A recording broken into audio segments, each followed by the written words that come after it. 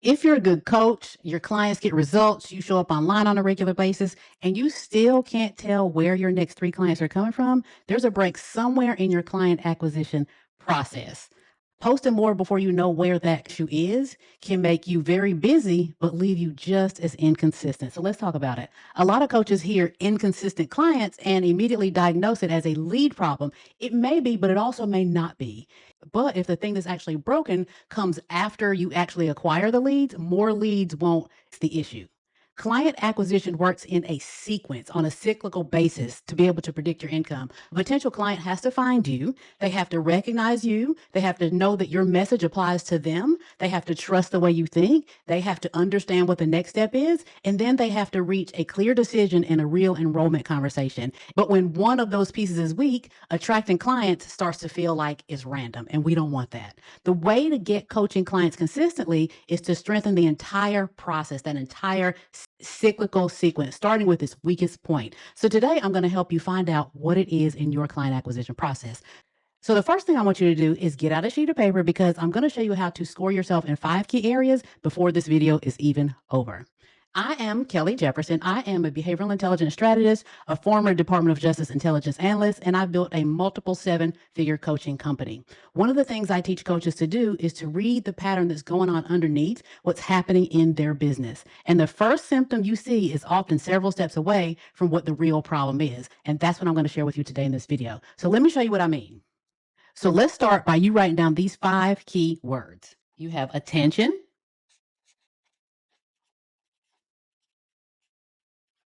recognition, trust, decision,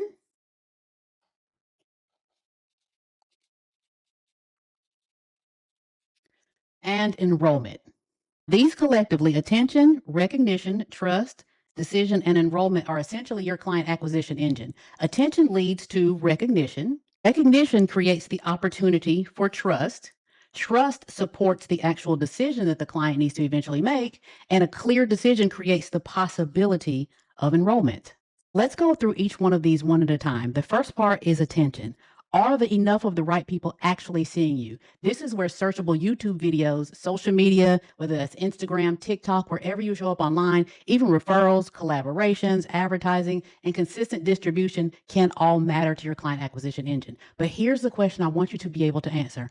Are the people who are seeing you also the people who could actually become your clients? Because a large audience and a qualified audience aren't automatically the same thing. You can have a video get, say, 50,000 views from the people who love the topic and have no interest in what you help people actually do. You can also have a video get, say, 500 to 800 views, and 3 of the right people watch it and they come to your workshop and they become paid clients. So when you score attention, don't only ask how many people saw me, ask, did the right people see me? So if the answer is no, you have an attention problem. Your work is distribution. Your topics may need stronger search intent. Your titles may need to name the problem more clearly. You may need to collaborate. You may need to advertise. You may need to show it more consistently, but in the right way, garnering the right attention. But attention is only the first piece. So let's talk about the second piece. The second piece is recognition. Attention is when somebody sees you, but recognition is when they see themselves in what you said. That is a completely different level of communication. If your content says you deserve the business of your dreams, and a lot of people, of course, they can agree with you. We all think we deserve the business of our dreams. But if your content says something like, you already have paid clients, but every month still feels like you're starting your business over because you can't predict where your next client is coming from, the right person recognizes themselves inside of that story. They stop scrolling because they feel understood. That's recognition. What I find is that this is where a lot of coaches are losing potential clients. Their content contains good information, but it doesn't name a real moment, a real frustration, a real decision that their potential client is currently facing. So people may like it. They might even share it with other people, but they don't connect the information to a problem that they are willing to solve. So score yourself from 1 to 5 in recognition. 1 to 5. Score yourself from 1 to 5 in recognition. And before we go further, let's go ahead and have you score yourself 1 to 5 in attention. What is that score? Now, does your potential client hear your message and think, That is exactly where I am. If they only think this was a nice message, you have some work to do here in the recognition. So once somebody recognizes that you understand the problem, they're going to start evaluating how you think. And that's why random tips have a ceiling, they have a cap. Tips can absolutely show that you know some things, but your unique perspective shows people how you see it and how you think. And in this day and age, that's what's most important. And when somebody's considering hiring a coach, a consultant, a therapist, a service provider, they're evaluating more than just the tips and quick tricks and information you share. They're asking themselves whether they trust your judgment or not. And so that leads us down to trust. They're asking whether you can see what they can't see. They want to know why the problem keeps happening over and over. They want to know whether you can make a useful distinction. They want to know whether the path you offer feels specific and credible to them. This is one of the biggest differences between helpful content and authority thought leadership building content. Because helpful content gives somebody something useful. Yes, it does. But authority thought leadership building content lets them experience the quality of how you think. And that's why I teach from the perspective of pattern fluency. You have to be able to see the patterns that your prospects and clients are experiencing. Most coaches hear what a client says. A coach with pattern fluency can recognize what's organizing underneath that conversation and underneath the words that the client is using or the prospect is using. What are they saying? And more importantly, what are they not saying? What is in that gap? That ability changes the quality of your coaching, your content, your sales conversations, and eventually your reputation.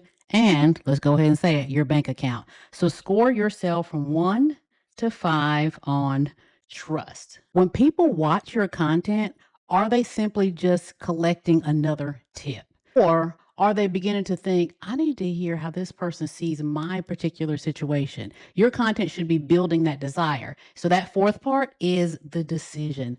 This is where your audience begins to understand you. This is where they trust you and then has no idea what to do next. So you have to give people the opportunity to decide. Some coaches are so determined not to sound salesy that they have made themselves difficult to buy from. If you give all of this tips and tricks and perspective and all the things, but you never have a call to action at the end, you're not giving people the opportunity to make a decision. So it's all for naught in the end. Your invitation has to be clear. I see so many invitations that are unclear. Your offer is vague or the result is too difficult for you to explain. Sometimes the coach has 5 different next steps competing with each other. Don't have too many calls to action. So that prospect can't tell which one is meant for them. And you guys know what happens with a confused person. A confused person usually doesn't make a decision at all. Clarity helps people make decisions. If you want somebody to come to a workshop that you're having online, explain what the workshop will help them do, who the workshop is designed for, and explain what they will walk away with and what they'll walk away understanding. Then give them one more clear step. You don't have to chase people, but you do have to invite them. So I want you to score yourself on if you are actually giving calls to action at the end of your content and allowing people to make a decision on their own. If somebody watched 5 of your videos today and decided they wanted more help, would they know exactly where to go? Would they know what's next and why that makes sense for where they are right now? Now that leads us to the fifth part, which is actual enrollment. This is what happens when attention, recognition, trust, and a clear next step have done their jobs and you're finally speaking to a potential client. This is also where a lot of coaches become overly dependent on a script. Don't make me throw up here. Script. The script, the structure, and the quality of your questions all matter if you're going to use a script. I don't use a script. I use more of a methodology. We'll talk about that later. But the pattern underneath the conversation matters even more. When somebody says, I need to think about it, that sentence it doesn't tell you enough. They could have an unanswered question. They may have not understood the value, or they might be afraid to trust themselves with yet another decision. Because let's be honest, you guys, this day and age is 2026. If there's somebody that you are on Zoom with and they're considering joining your coaching program, it's the likelihood of you being the first person they talk to is very small because the coaching industry is booming. So people are talking to a lot of different people. Be different. Give them a reason to decide. Those are 4 different situations, and they should not receive the same response from you. This is where your ability to read the conversation becomes part of client acquisition. Twice a week in one of my coaching programs, I have a client enrollment role play clinic where a coach will sometimes hear, I think I need to think about it, or I need to think about it, and immediately reach for the response they memorized. And I will stop them and say, what do you think this person needs to think about? If you can't answer that yet, then you haven't read the conversation correctly. You have only heard the exact words that they use, because they can put up a smoke screen. I need to think about it, but you haven't done your job if you're not thinking to yourself, what is it that they need to think about? And if you're not confident and bold enough to ask them, do you mind, Sally, if I ask what you need to think about? You want to exude certainty, and certainty does not require pressure. But when you ask someone, do you mind if I ask what you need to think about? They're going to lean into the certainty that you've transferred over to them. Your certainty allows you to stay present, ask the next honest question, tell the truth about what you're hearing, and help a qualified person reach a clear decision. That decision may be yes, and it may be no, and that is okay. Just at the end of the conversation, you never want to let people off with not making a decision. And that decision does not have to be yes, but you want to bring to people to the point where they make one. If it's no, then it's no. Get them to say no. If it's yes, then they'll say yes. But it shouldn't remain unclear simply because you are afraid to lead the conversation with authority, with confidence, with clarity. So I want you to score yourself 1 to 5 on where you stand with enrollment. Do your enrollment conversations help qualified people make clear decisions? Or do you leave the call hoping they'll go away and think about it and somehow close themselves? Let me tell you a secret. It doesn't happen, because they'll get off the phone and they'll go talk to their cousin Keisha, who isn't doing anything with her life. And Keisha will say, well, why are you going to pay them folks all that money? So just, hey, y'all don't act like you don't know what I'm talking about. We all have Keishas in our life, in our family. You don't want to let the person that has gotten on with you, that you know that they need to take the next step into your coaching program, you don't want the Keishas of the world to get to them. So there's that.